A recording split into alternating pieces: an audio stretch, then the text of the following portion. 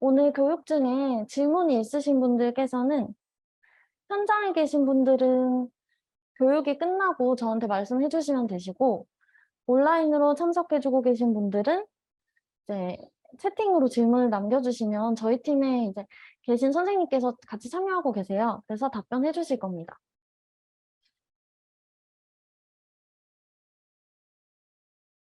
그리고 오늘 지금 깜짝 이벤트를 제가 준비를 했는데, 오프라인에 계신 분들한테는 이제 제가 커피 기프티콘을 드리기로 했잖아요. 그리고 온라인까지 포함해서 이제 오프라인에 계신 분들까지 해서 교육이 끝나고 저한테 후기를 도서관 메일로 보내주시면 5분을 선정해서 문화상품권을 드릴 예정이에요. 그래서 들어보시고 자유롭게 의견 남겨주시면 감사하겠습니다.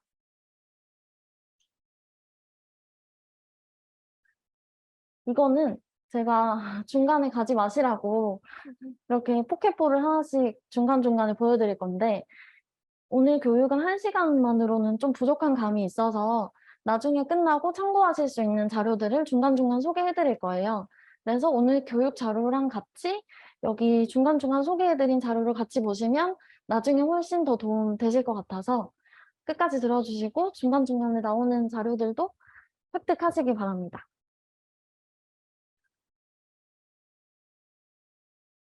오늘 교육이 진행될 순서는 이러한데, 먼저 논문에 대해서 개념을 확실하게 좀 일러드리고, 그리고 논문을 읽기 위해서는 또 연구를 하기 위해서 문헌 조사가 필수적이잖아요. 그래서 그 중요성에 대해서 같이 알아보는 시간을 가질 거고, 마지막으로는 본격적으로 논문 검색을 할 때 무엇을 어디서 어떻게 검색하실 수 있는지 그런 팁을 좀 같이 알려드리려고 합니다.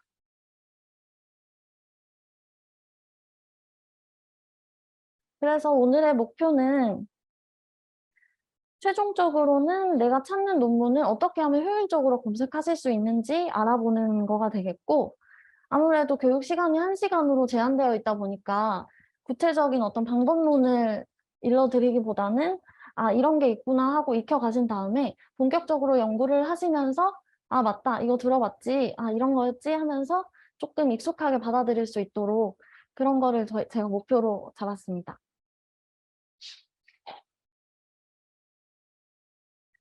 논문이란 무엇인가라고 했는데, 논문은 뭘까요? 논문은 말 그대로 이제 논리적인 글을 뜻해요. 뭐 다 아시겠지만. 근데 이제 논문이라고 하려면 일정한 구성을 가지고 있어야 되고, 서론, 본론, 결론 가지고 있어야 하고, 가장 중요한 부분은 전문가들에게 통과의 절차를 받아야 논문으로서의 자격을 인정받는다라는 부분이에요. 그래서 이 부분은 나중에 오늘 교육 내내 꼭 기억해 두셨다가 이런 전문가들에게 통과 절차를 받는 이런 내용이 나왔을 때 떠올려 주세요. 아, 이걸 꼭 받아야지 논문이었지 하면서 해주시면 감사하겠습니다.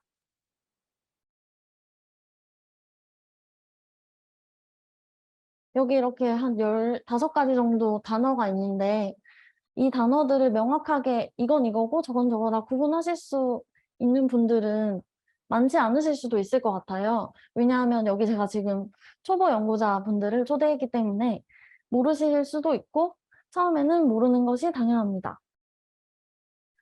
보시면 제가 여기 사과를 그려놨는데 사과라고 해도 다 같은 사과가 아니잖아요.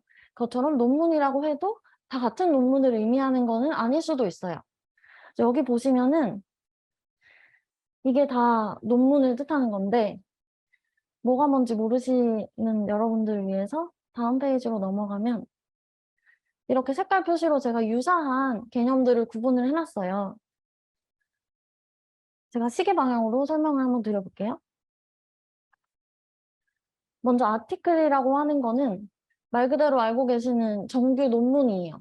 우리가 아티클이라고 부르기도 하고 페이퍼라고 부르기도 하고 뭐 리서치 아티클이라고 부르기도 하고 뭐 정규 논문, 일반 논문, 저널 아티클, 풀페이퍼 이런 식으로 이제 부르는 사람마다 아니면 저널마다 뭐다 다르게 부르고 있어서 헷갈리실 수도 있지만 다 같은 말입니다.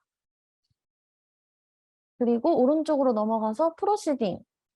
프로시딩은 학술대회에서 발표하는 발표 자료를 뜻해요. 그래서 목적 자체가 발표를 위해서 쓰여진 논문이기 때문에 일반 논문들에 비해서 길이도 되게 짧고 형식도 비교적 자유로워질 수 있어요. 근데 그렇다고 해서 논문이 아닌 것은 절대 아니고, 예를 들어 뭐 IEEE라든지 ACM 같은 유명하고 권위 있는 학회에서 나온 프로시딩은 논문으로 인정을 받을 수도 있고, 보통 프로시딩은 그 학회에서 나온 출판물들을 모아서 책이나 CD 형태로 발간이 됩니다. 그리고 리뷰라고 되어 있는데, 리뷰 논문이라고는 많이 들어도 보셨을 거고 읽어보셨을 수도 있을 것 같아요. 보통은 리뷰 논문이라고 하는 거는 해당 주제 분야에 권위 있는 대가들이 이제 기존의 논문들을 다 읽어보고 최근의 논문 동향이라든지 주제 분야의 연구 동향, 그리고 최신 어떤 소식들을 묶어서 길게 작성한 논문을 뜻합니다. 그래서 이제 리뷰 논문 같은 경우에는 새로운 주제 분야에 대해서 알고 싶으실 때나 아니면 내가 어떤 주제에 대해 새로운 연구를 시작할 때, 그때 리뷰 논문을 읽어보시면 전반적으로 내용을 파악하거나 최신 동향을 파악하시는데 훨씬 도움을 받으실 수 있어요. 그리고 리뷰 논문 중에는 현재 해당 분야에서 일어나고 있는 연구들 중 뭔가 빈틈이 있다거나 뭔가 여기는 아직 연구가 이루어지지 않았네? 이런 부분을 지적해주는 논문도 있기 때문에 그런 부분을 보시고 어떤 내 연구에 대한 아이디어를 새로 얻으실 수도 있을 것 같아요. 그 다음으로는 이제 다들 쓰셔야 하는 석박사 학위 논문이고요. 이거에 대해서는 잘 알고 계실 것 같아요. 졸업을 인정받고 학위 취득을 인정받기 위해서 작성하는 논문입니다. 그리고 여기 주황색으로 표시된 것들은 해석하며 말 그대로 의견, 코멘트, 논평, 견해, 단신 이렇게도 부르기도 하는데, 보통 이제 1,500자에서 한 2,000자 정도로 굉장히 짧아요. 일반 논문에 비해서.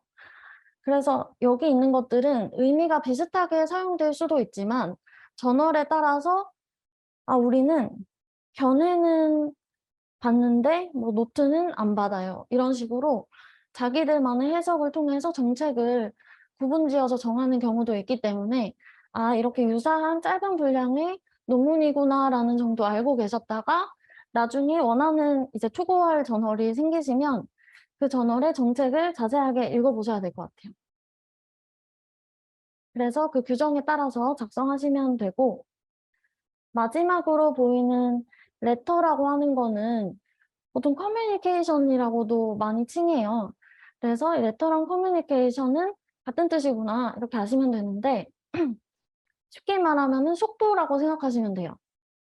내가 이제 너무너무 중대하고 또는 시급하고 긴급한 발견을 해서 이거는 빨리 학계에 알려야 되겠다. 내가 먼저 이 발견을 찜해야 되겠다. 뭐 이런 경우에 이제 내는 논문이라서 이 또한 일반 논문에 비해서 길이가 짧아요.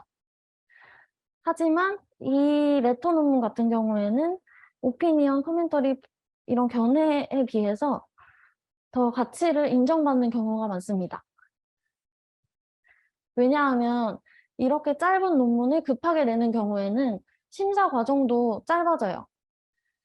그 짧은 심사 동안에 이제 논문을 게재하려면 그 논문이 확실히 가치가 있어야 되고 인정할 만한 발견이어야 하기 때문에 보통 이제 네이처나 아니면 사이언스 같은 경우에는 보통 레터 논문으로 다 이루어져 있어서 그걸 생각해 보시면 생각보다 짧은 논문이지만 되게 가치 있는 거구나 이렇게 생각하시면 되겠습니다.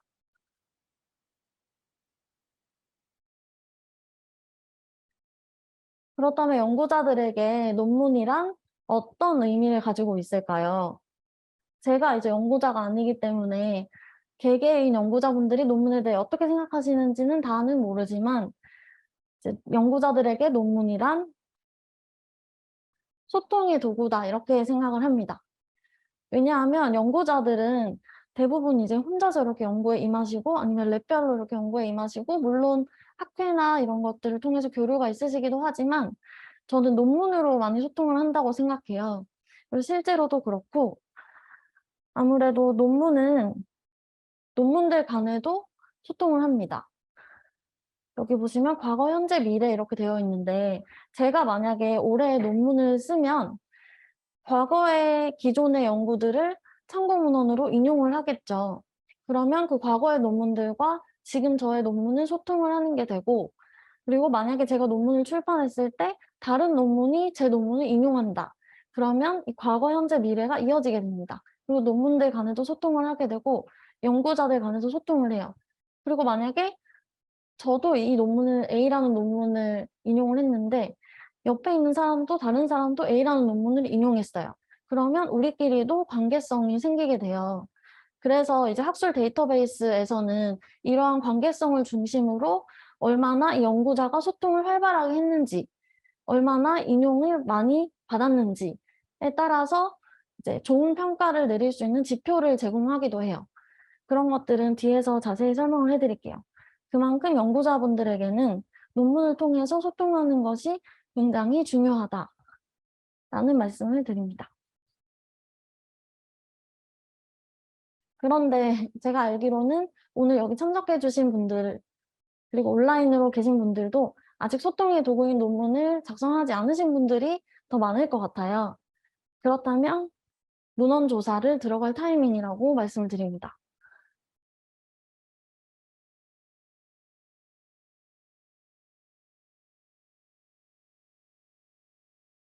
문헌 조사라는 거는 이것도 이제 단어 뜻 그대로 그냥 문헌을 조사하시는 건데 단순히 조사하시는 거는 아니고 내가 연구하고자 하는 분야라든지 아니면은 관심이 가는 분야라든지 이 주제 분야에 대한 논문을 조사하실 수도 있고 내가 투고하고자 하는 저널에 관해 조사하거나 연구기관에 관해 조사하거나 관심 있는 연구자에 관해서 조사하거나 그들의 논문을 다 훑어보거나 이런 것들이 다 문헌 조사의 일환으로 생각하시면 돼요.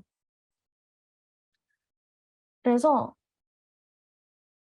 아무래도 연구라는 거는 내가 아무것도 없었던 아무 존재도 하지 않았던 새로운 것을 발견해내기보다는 기존의 연구 결과들을 토대로 더욱더 발전시켜 나가실 거잖아요. 그렇다 보니까 기존에 어떤 연구들이 있었는지 파악하시는 것이 굉장히 중요합니다. 그 과정은 바로 기존의 문헌을 조사하는 거에서 이루어지는 것이고 이런 조사를 통해서 최신에는 어떤 연구가 이루어지고 있는지 그리고 어떤 연구자나 어떤 기관이 인기가 있는지 또는 이 연구에 대해 아까 리뷰 논문을 통해서 전반적인 배경 지식을 습득하는 등 다양한 방식을 통해서 연구를 발전시켜 나가실 수 있습니다.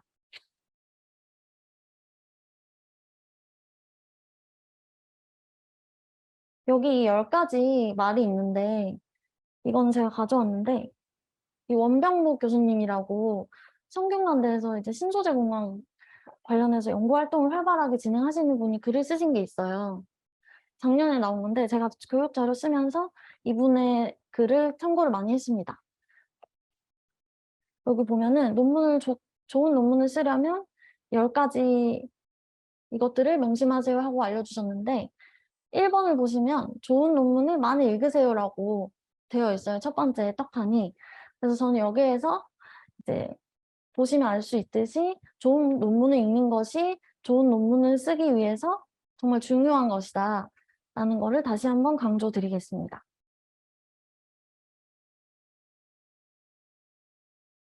이 교수님이 어떤 말씀을 하셨냐면 논문을 쓰려면 좋은 논문 모델을 찾아라 이렇게 얘기를 하셨어요. 그래서 여기에 쓰진 않았지만 좋은 논문 모델을 찾으면 한번 따라 써봐라. 그리고 이게 왜 좋은지 이제 형식이라든지 뭔가 이제 연구 과정이라든지 이런 것들을 담기 위해서 노력을 해봐라. 이런 식의 말씀을 하셨고 논문을 읽으면서 키워드가 나온다든지 중요한 문장이 생기면 메모를 해놨다가 나중에 내 연구에 활용하라. 이렇게 팁을 주셨어요. 그리고 학부생 여러분들 계실 것 같은데 학부생 여러분들 마찬가지로 논문을 당장 쓰지 않더라도 과제를 낼 때나 레포트를 쓰실 때 이러한 문헌조사 과정이 내 레포트를 더 풍성하게 만들어 줄 수 있고 내 의견에 대한 근거를 확실하게 뚜렷하게 만들어 줄 수 있습니다.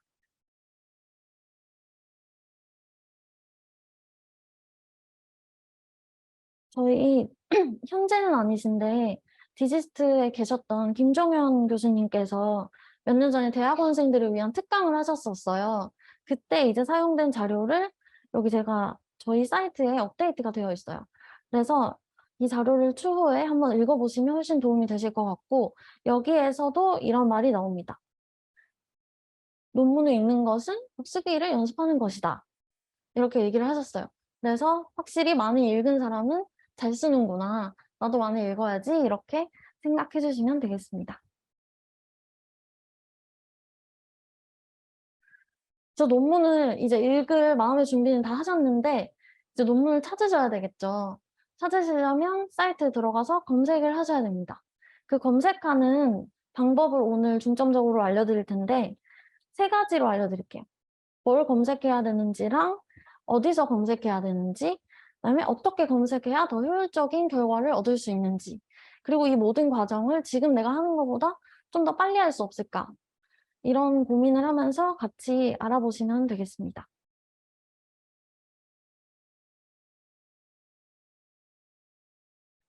먼저 제가 이제 어떤 논문의 정보를 알고 있어요. 근데 그 논문의 서지 정보만 알고 있어요. 뭐 제목이라든지 아니면 어떤 저널에 몇 번에 몇 호라든지 몇 년도에 나온 논문이다. 누가 썼다. 뭐 이 중에 일부만 알고 있을 수도 있고 이럴 경우에 원문을 어떻게 찾아서 읽을 것인가. 이제 제목을 만약에 알고 계신다면 그냥 구글 스칼라 들어가셔서 제목 검색하시면 제일 처음으로 아마 대부분 찾아줄 거예요. 구글은 똑똑하니까. 그런데 만약에 내가 제목을 모른다거나 아니면은 구글 말고 다른 플랫폼을 통해서 뭐 찾고 싶다거나 이러실 수가 있어요. 그럴 때는 제가 여기 예시로 논문 정보를 하나 가지고 왔는데 안 보일 수도 있지만 만약에 제가 제목을 모른다는 상태에서 한번 검색을 해볼게요. 그러면 여기 저자 정보랑 연도만 사실 검색해도 구글은 찾아준다는 거를 한번 알려드리고 싶었어요. 그래서 제가 여기 저자 정보랑 연도만 한번 검색을 해볼게요.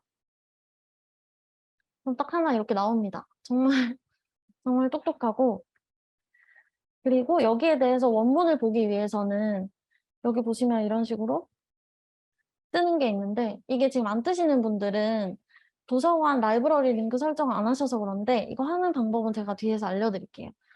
구글을 쓰면서도 이 논문을 도서관에서 구독하는지 안 하는지를 바로 여기서 보실 수 있는 기능이 있어요. 그래서 환경 설정을 통해서 하실 수 있도록 뒤에서 안내를 해드리고 구글 안에서 보시려면 이걸 누르셔도 되고 아니면 버전을 확인하셔서 논문을 열람하실 수 있는 버전을 통해서 하시면 됩니다.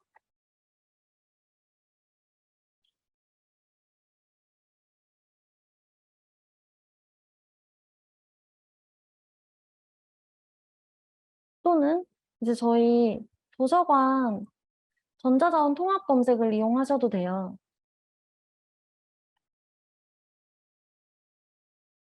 사실 구글로 검색하시면 빠르고 바로바로 나오지만 이걸 도서관에서 구독하는지 안 하는지는 또 따로 확인을 하셔야 되잖아요.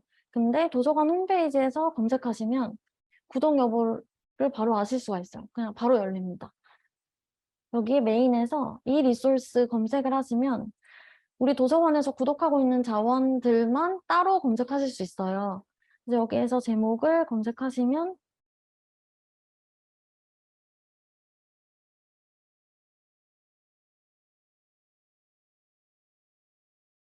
여기에 있고 온라인 풀텍스트 버튼이 뜹니다. 그 버튼을 눌러서 열람하시면 됩니다. 아마 다른 카이스트, 유니스트, 지스트에서도 통합 검색을 제공을 하고 있어서 각 도서관 홈페이지에 들어가셔서 통합 검색을 통해서 검색하실 수 있습니다.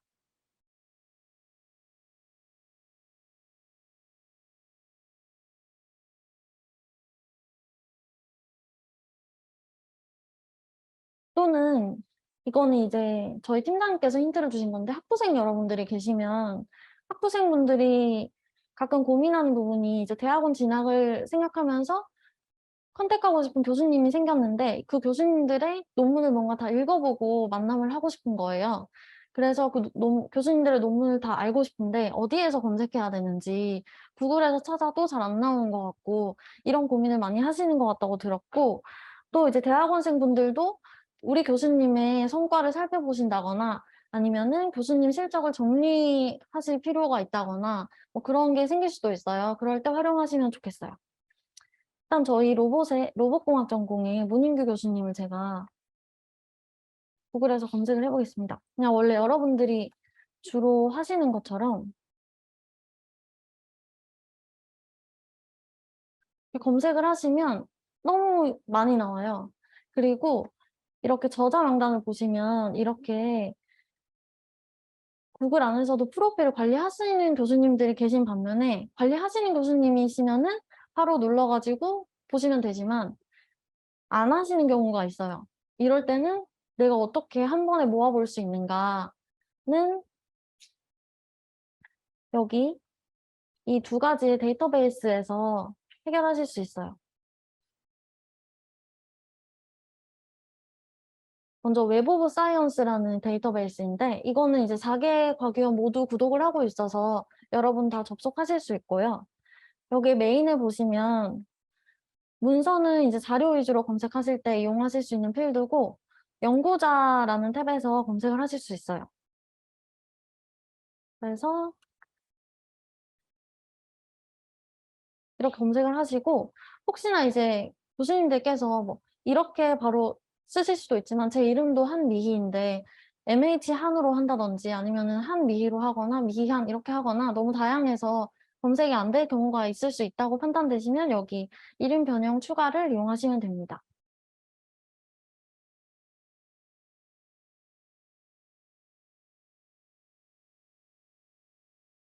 그래서 검색하시면 여기 바로 떠요. 디지스트 소속이다 이렇게 뜨고 여기 들어가 보시면 프로필과 함께 출판물들도 확인을 다 하실 수가 있습니다. 그리고 이 웹 오브 사이언스라는 플랫폼과 유사한 플랫폼인 스코푸스라는 플랫폼도 있어요. 여기에서도 저자 위주로 검색하실 수 있는 서비스가 되어 있어요. 그래서 들어가셔서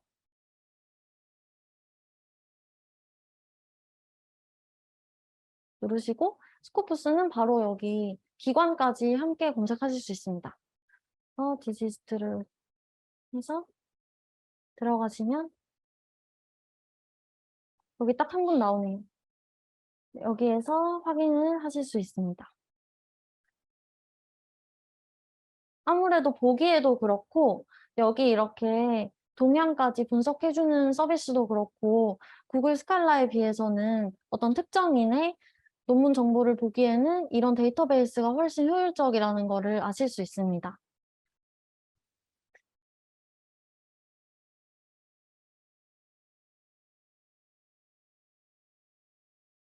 그러면 제가 이 앞서 소개해드린 두 가지 DB에 대해서 조금 더 자세하게 알려드릴게요.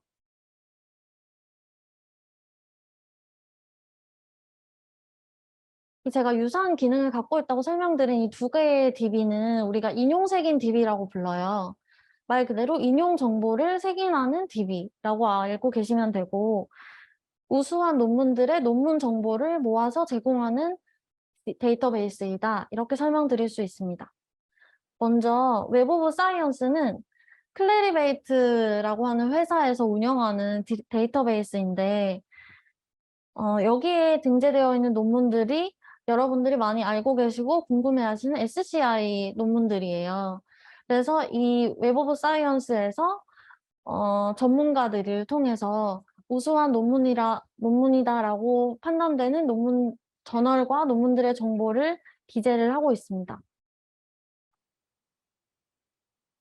그래서 여기에서 이 논문들이 어떤 논문을 인용했는지, 그리고 이 논문이 얼마나 인용되었는지까지 다 추적하고 파악을 하실 수 있습니다. 그리고 웹 오브 사이언스 같은 경우에는 인용색인 DB이지만 원문으로 바로 넘어갈 수 있는 링크도 제공하고 있어요. 그래서 인용 정보와 함께 원문도 같이 이렇게 보실 수 있는 점 참고하시면 되겠습니다. 그리고 스코퍼스도 마찬가지로 인용색인 DB인데 원문을 제공하지는 않아요. 하지만 도서관에서 이제 기관에 따라서 아까 구글 스칼라에 있던 것 같은 링크 리졸버 서비스를 통해서 그 사이트에서 바로바로 도서관 구독 여부를 아실 수 있는 설정을 해드릴 수 있어요. 디지털 도서관 같은 경우에는 해두어서 아마 확인 가능하실 거예요. 아무래도 여기 두 군데 DB에 있는 자료들은 구글 스칼라가 가지고 있는 자료들에 비해서 양은 굉장히 적을지 몰라도 질적인 측면에서는 굉장히 높구나 이렇게 아시면 되겠습니다. 방금 이제 잠깐 SCI에 대해서 언급을 했는데 궁금하실 것 같아요. 저널에도 뭔가 탑 저널이 있는지, 그런 우수한 저널, 우수 저널이라고 하는 것은 도대체 어떤 기준으로 그렇게 부르고 있는지에 대해서 궁금하실 것 같아서 준비해 봤는데, 먼저 저널들 사이에도 랭킹은 있습니다. 있는데 여기 세 가지 데이터베이스를 통해서 그 랭킹의 일부를 확인하실 수가 있어요. 먼저 JCR이라고 하는 데이터베이스는 아까 앞서 말씀드린 웹 오브 사이언스와 같은 회사에서 운영하고 있는 플랫폼이에요. 먼저 이제 JCR에서는 그 웹 오브 사이언스에서 선정된 논문들이 얼마나 인용되었는지라는 측면에서 임팩트 팩터라는 이 영향력 지수를 제공하고 있습니다. 그래서 이 영향력 지수가 높은 저널은 상대적으로 우수한 저널이구나라고 이제 각 기관에서 평가 요소 중에 하나로 쓰고 있고요. 스코프스에서 제공하는 사이트 스코어라는 지수도 마찬가지입니다. 그리고 마지막으로 S2 저널이라는 데이터베이스에서는 이러한 임팩트 팩터라든지 아니면은 이거 이외의 다른 지수들, SJR이나 KCI 같은 지수들도 함께 종합적으로 비교해 보실 수 있어요. 그래서 한 사이트에서 하나씩만 볼 수 있으니까 모아볼 수 있는 S2 저널을 이용하셔도 효율적인 방법입니다. 그리고 또한 이 S2 저널에서는 이런 영향력 지수 이외에도 약탈적 학술지라든지 부실 학회에 대한 정보도 같이 제공하고 있어서 뭔가 학회 참석이나 이런 것들 생각하실 때, 논문 투고 생각하실 때 한 번씩 조회를 해보시면 되겠습니다. 이렇게 세 가지 소개를 해드렸는데 여기에서 점수가 높은 저널들은 무조건 정말 탑티어 저널이냐 라고 물어보시면 그거는 100%라고는 할 수가 없어요. 왜냐하면 저널의 우수성을 평가하는 요소들은 굉장히 다양하고 많고 또 이제 학문 분야라든지 저널의 특성에 따라서 영향력 지수가 큰 의미가 없는 분야들도 있어서 이제 이러한 저널의 랭킹은 저널의 우수성을 평가하는 수많은 요소 중에 하나다. 하지만 가장 흔히 사용한다. 이렇게 아시면 될 것 같습니다. 그리고 여기 QR코드가 있는데 제가 여기서 다 자세하게 언급해드리지 못한 뭔가 SCI에 관한 거라든지 이런 것들을 더 효율적으로 활용하실 수 있는 방법을 저희 팀의 다른 선생님께서 영상으로 남겨주셨어요. 근데 여기 QR코드를 통해서만 접속을 하실 수가 있기 때문에 일부 공개로 되어 있어서 여기를 통해서 한번 봐주시면 좋겠습니다.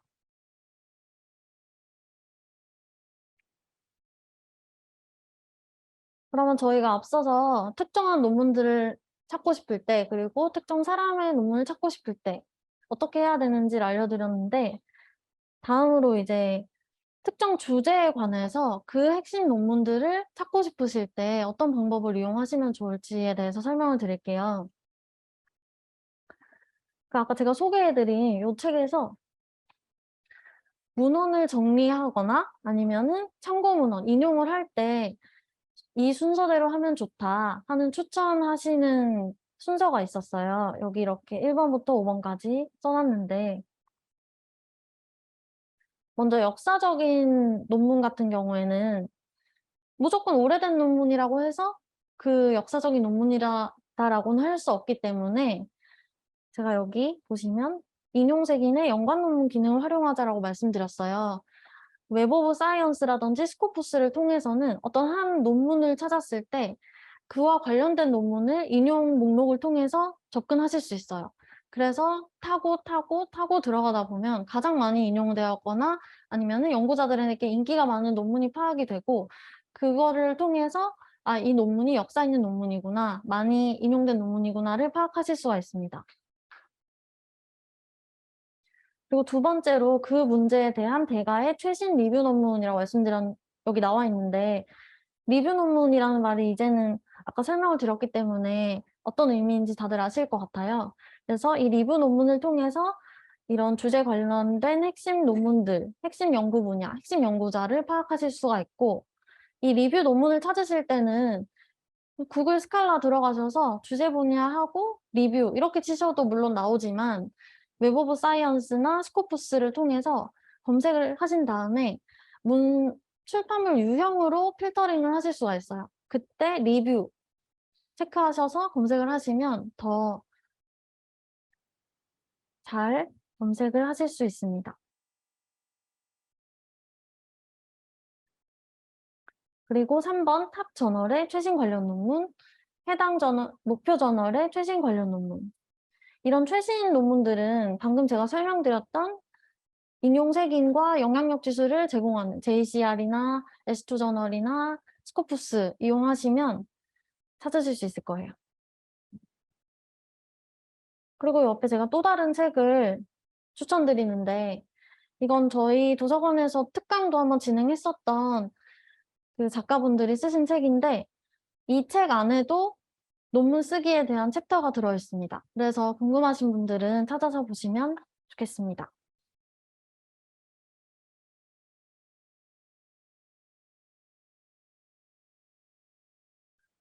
다음에 이제 우리가 왓에 대한 거는 다 마무리를 했고 어디서 찾아야 되는지를 소개해 드리려고 하는데 구글 스칼라는 사실 이미 잘 너무 사용하고 계시겠지만 그래도 뺄래야 뺄 수 없는 중요한 어 포털 중에 하나이기 때문에 넣어 놨는데 이 말에 대해서 혹시 어디서 보셨는지는 기억하실까요? 그 구글 스칼라 처음 들어갔을 때 검색창 밑에 보면 이 말이 쓰여 있습니다. "거인의 어깨에 올라서서 더 넓은 세상을 바라보라." 저는 이 말이 구글 스칼라의 특성을 정말 잘 표현해 주는 말이라고 생각해요. 그래서 넣어 놨고 처음 보시는 분들은 나중에 한번 들어가서 보세요. '내가 여기 있는데 못 봤구나.' 이렇게 생각이 드실 거예요. 아무래도 구글의 가장 큰 장점은 방대하고 넓고 많고 빠르고 일 것 같아요. 쉽고. 근데 하지만 사용하기 쉬우신 만큼 어떤 구체적인 기능을 제공하고 있지는 않습니다. 웹 오브 사이언스라든지 스코푸스처럼 뭔가 저널에 대한 분석 서비스를 제공을 한다거나 아니면은 논문과 논문 사이의 연계 관계를 더 잘 표현해 준다거나 더 한눈에 보기 쉽게 보여준다거나 이렇지는 않지만 그냥 빠르게 논문 찾는 거 있을 때 검색해서 보시기에는 아주 도움이 되는 구글 스칼라입니다. 그리고 여기에서 설명드릴 수 있는 환경 설정에 대한 부분은 카이스트에서 월요일에 교육할 때 선생님께서 설명을 해 주신 부분이라서 이렇게 작성만 해 놓았는데 구글 스칼라 안에 보시면 환경 설정을 하실 수 있는 게 있어요. 세팅이라고 들어가 보시면 라이브러리 링크라고 있어요. 여기에서 디지스트를 검색하셔서 추가만 하시면 아까처럼 검색 결과에 도서관에서 구독하고 있는지 여부를 바로바로 확인하실 수가 있고 또 나중에 설명드릴 프로그램인데 서지 관리 프로그램에서 가져오기를 설정하시면 바로바로 논문 수집을 하실 수도 있습니다. 또 만약에 프록시 서버를 제공하는 도서관의 이용자라면 디지스트는 지금 되는데 교외에서 접속하실 때 여기 주황색으로 표시한 이 프록시 주소만 원하는 주소 앞에 붙여 넣으시면 바로바로 교내와 동일한 환경에서 원문에 접근을 하실 수가 있어요. 이거는 각 기관마다 서비스가 다 다르기 때문에 여기에 디지스트, 카이스트, 지스트, 유니스트 도서관 홈페이지에 어떤 메뉴에 접속하시면 이 설명을 보실 수 있는지 제가 작성을 해놨기 때문에 홈페이지를 통해서 자세한 설명을 읽어보시고 그에 맞게 서비스를 이용하시면 되겠습니다.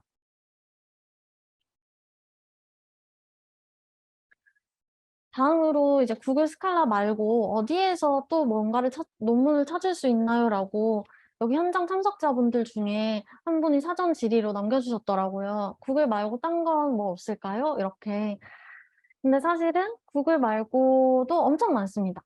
오히려 저희 사서들은 이 수많은 데이터베이스와 저널들을 어떻게 하면 더 많이 알려드리고 잘 이용을 하게 만들 수 있을까를 고민하는 정도로 엄청 다양하고 많은데 가끔씩 이용자분들이 이제 구글 스칼라만 이용을 하시는 모습을 보면은 조금 안타깝기도 하고 그래서 이런 교육 프로그램도 마련하고 그렇게 하고 있습니다.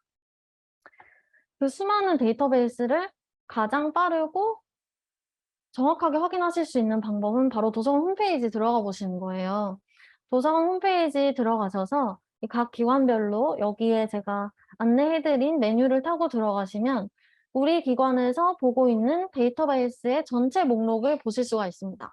그 목록뿐만 아니라 이 데이터베이스는 어떤 데이터베이스인지 간략한 설명과 또 이제 제공해 드릴 수 있는 경우에는 이용 매뉴얼까지 제공을 해 드리고 있고 또 이제 가끔 저희가 이렇게 영상을 만들거나 매뉴얼을 제작하면 거기에서 바로 이제 보실 수 있도록 링크도 해 드리고 있어요. 그래서 한 번씩 들어가셔서 '아 이런 주제 분야 특화된 저널도 보고 있구나.' 이런 새로운 소식들을 확인하시면 좋겠습니다. 오늘 이 자리에서 그 수많은 데이터베이스를 다 하나씩 설명해 드리기는 어렵기 때문에 여기 코너에 제가 매뉴얼 커버 이미지를 올려뒀어요. 마찬가지로 scala.digist.ac.kr 이 사이트에 접속을 하시면 이 사이트는 저희 디지스트 기관 리포지터리 시스템인데 메인 화면에 이달의 탑 다운로드 코너에 자랑스럽게 올라가 있는데 여기 국영문으로 제가 데이터베이스 활용 매뉴얼을 올려놨어요. 그래서 이걸 보시면서 제가 앞서 설명드린 웹 오브 사이언스라든지 스코프스를 이용하는 매뉴얼 그리고 맨 마지막으로 스크롤 넘기시면 부록으로 올해 디지트 도서관에서 보고 있는 DB 전체를 넣어놨어요. 그래서 한 번쯤 봐주시면 좋을 것 같습니다.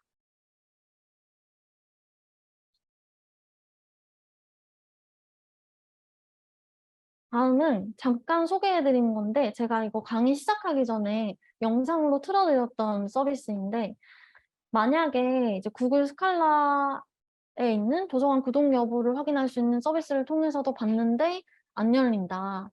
우리 도서관에서 아예 구독하지 않는 논문을 나는 보고 싶다. 이런 경우가 생기시면은 바로 결제를 다들 하시는 것 같더라고요. 그러지 마시고 먼저 도서관을 통해서 논문 복사 서비스라는 거를 신청을 해 주세요. 이게 뭐냐면 우리 도서관에서 돈을 내고 보고 있지는 않아도 다른 도서관을 통해서 복사본을 제공받아서 드리는 서비스예요. 그래서 기본적으로 유료 서비스이지만 저희 디지스트나 아니면은 자개가기원의 일부 기관들은 무료로 지금 제공을 하고 있기 때문에 돈을 쓰지 마시고 일단 안 열릴 때는 도서관 홈페이지에 들어와서 논문 복사 신청을 하시면 한 1 일에서 3일 내로는 최대한 빠르게 보여드리고 있어요. 그래서 신청을 하시고 특히 저희 자개과기원끼리는 자료를 공동으로 무료로 공유를 하고 있기 때문에 이 부분은 꼭 챙겨 주시면 좋겠습니다. 또 이제 리스라는 데이터베이스 다들 아실 텐데 리스에서도 해외 전자 DB를 제공하고 있어요. 그래서 우리 도서관에서 구독은 하지 않지만 리스에서 24시간 내내 보게 하는 것도 있고 아니면 몇 시부터 몇 시까지 해서 제한을 해서 보여주는 것도 있고 이런 더 많은 DB를 확인하실 수 있기 때문에 여기도 한 번쯤 들어가서 로그인을 하시면 기관의 제공 가능 여부에 따라서 그 DB 목록을 확인하실 수 있습니다.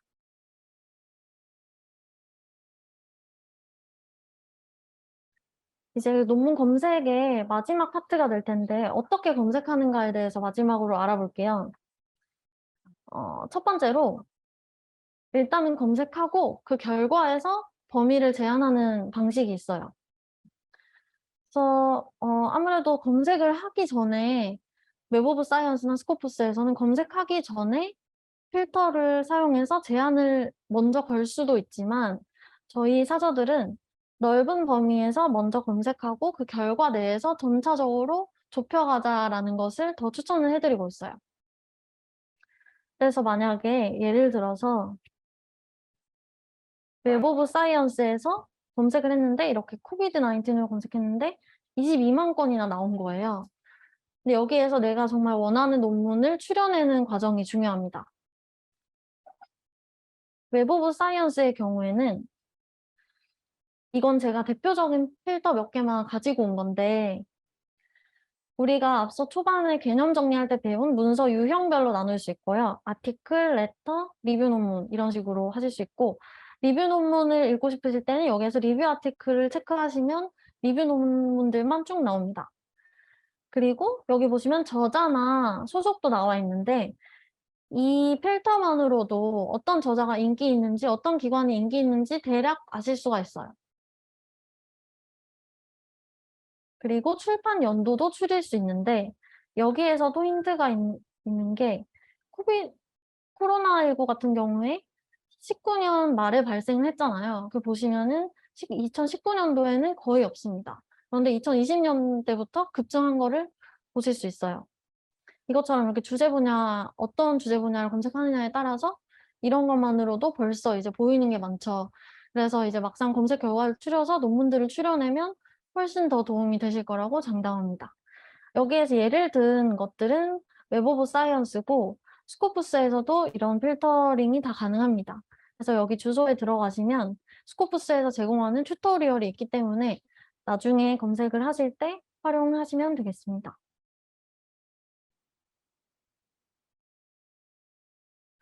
다음 방법은 아예 검색을 할 때부터 제한을 하고 검색을 하는 방법인데요. 이러한 연산자를 활용하는 방법이에요.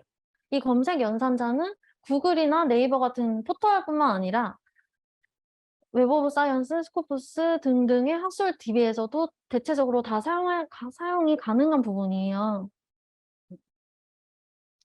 저는 월요일에 카이스트 선생님께서도 뭐 이상한 변호사 우영우라는 드라마를 예로 드셔서 저도 그 제목을 가지고 예를 들어서 설명을 하자면 먼저 기본적으로 검색 포털에서는 이 5어 검색을 기본 세팅으로 하고 운영을 하고 있어요. 그래서 제가 이상한 변호사 우영우라고 검색하면 이상한이라는 단어 또는 변호사라는 단어 또는 우영우라는 이름이 들어간 모든 콘텐츠를 다 보여줍니다. 기본적으로는. 그래서 굉장히 넓게 검색이 되는 부분이고 그리고 제가 만약에 이 별 기호를 써서 이제 우영우뿐만 아니라 이상한 변호사는 다 알고 싶을 때 아니면은 우영우라는 이름이 생각이 안 나거나 이럴 때는 이 별을 대신 그 자리에 쓰시면 이상한 변호사 땡이라고 검색하시면 이 내용이 포함된 콘텐츠 학술 자료들이 다 검색이 돼요. 그래서 이 두 가지 연산자를 활용을 하시면 굉장히 검색 범위가 넓고 그 결과의 콘텐츠 수도 굉장히 많습니다. 다음으로 좁게 검색하실 수 있는 방법인데 첫 번째로 이제 엔드 검색은 이 더하기 표시를 통해서 검색을 하실 수가 있어요. 아니면 엔드라고 하셔도 되고 제가 만약에 이상한 변호사 우영우 사이에 플러스 플러스 이렇게 넣어서 검색을 하면 해당 콘텐츠에 이상한 변호사 우영우가 다 포함되는 콘텐츠들만 추려집니다. 아무래도 다 따로따로 이상한이라는 콘텐츠만 있어도 검색되거나 변호사라는 콘텐츠만 있어도 검색되거나 하는 것과는 달리 좀 더 검색 결과를 좁히실 수가 있습니다. 또는 만약에 제가 정말 변호사 우영우라는 사람에 대해서 검색을 하고 싶은데 실존 인물인데 검색을 하니까 계속 드라마에 대한 내용만 나온다. 그럴 경우에는 이 이상한을 빼면 그냥 정말 변호사 우영우에 대한 것들만 추릴 수 있겠죠. 그래서 그럴 때 이 not을 활용하시면 됩니다. 또는 반대로 저는 이상한 변호사 우영우란 드라마에 대한 내용들만 알고 싶은데 그냥 일반 변호사에 대한 내용이 나온다든지 이래서 너무 이제 검색 결과가 마음에 들지 않는다 하시면 양 끝에 따옴표를 쓰시면 정확하게 이상한 변호사 오영우라고 들어가 있는 자료들만 추리실 수가 있어요. 이거는 이런 구문 이런 단어들도 마찬가지겠지만 문장으로도 하실 수가 있고 이름으로도 하실 수가 있고 어떤 거를 넣으시든지 그 내용에 맞는 정확하게 일치하는 검색 결과만 추리실 수가 있습니다.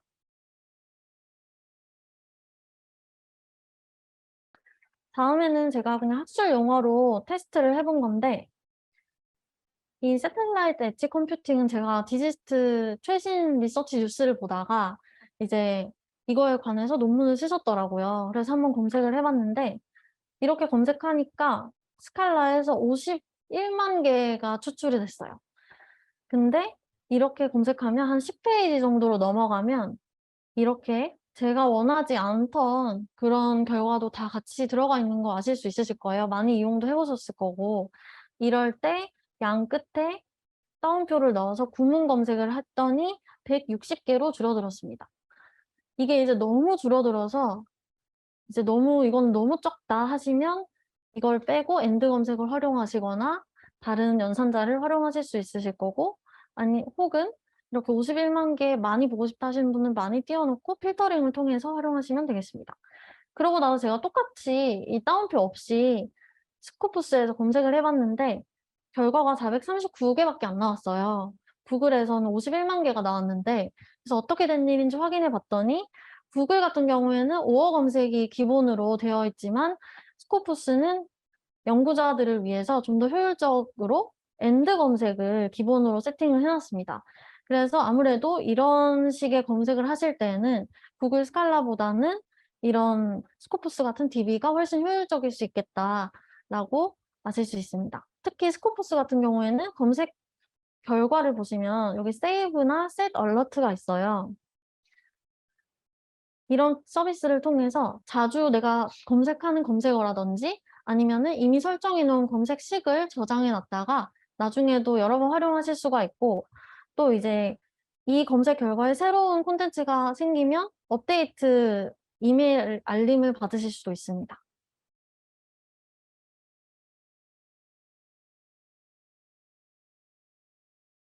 마지막으로 오늘 제가 설명드린 검색 팁들로 논문을 다 찾으시게 되면 끝이 아니잖아요. 이거를 저장해 놨다가 나중에 참고 문헌으로서 인용을 하실 수도 있고 아니면 내 연구의 바탕이 되는 이제 기반으로 다지기 위해서 저장을 해 두실 수도 있는데 이럴 때 활용하실 수 있는 서지 관리 도구들을 소개해 드립니다.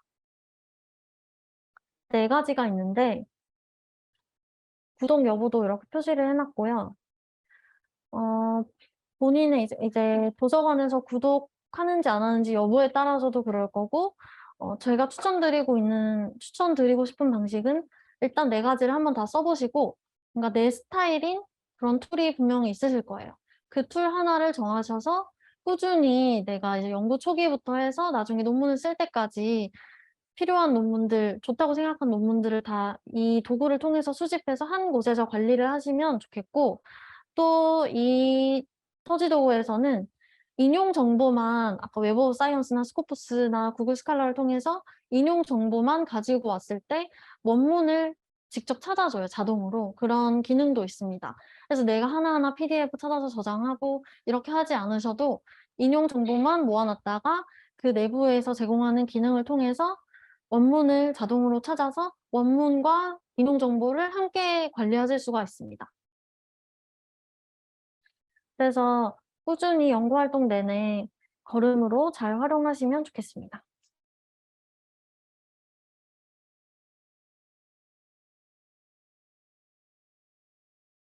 네. 제가 준비한 내용은 여기까지고 오늘 들어주셔서 너무 감사드립니다. 그런데 이제 제가 일을 하다 보면은 평소에 궁금하신 게 너무 많으신 것 같은데 그냥 도서관에 '아 없구나. 에이 이거 뭐 안 되는구나. 이거 없구나.' 이런 식으로 해서 그냥 안 묻고 그냥 넘어가시거나 포기하시는 분들이 많으시더라고요. 근데 이제 사서들은 그거에 대해서 잘 모르니까 언제든지 도움을 요청해 주시면 친절하게 알려드리도록 하겠습니다. 그리고 이 책은 제가 지금 대출한 상태인데 혹시 보고 싶으신 분이 계시면 홈페이지를 통해서 예약 처리를 해 주시면 제가 반납하고 나서 순서대로 대출을 해 가실 수 있도록 제가 해 놓겠습니다. 오늘 온라인으로 참석해 주신 많은 자기과기원 학생분들도 너무 감사드립니다. 감사합니다.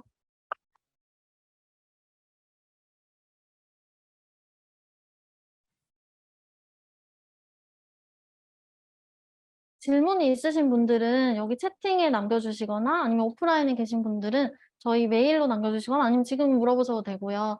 언제든지 하실 수 있습니다. 그러면 오늘 교육은 이만 마치도록 하겠습니다.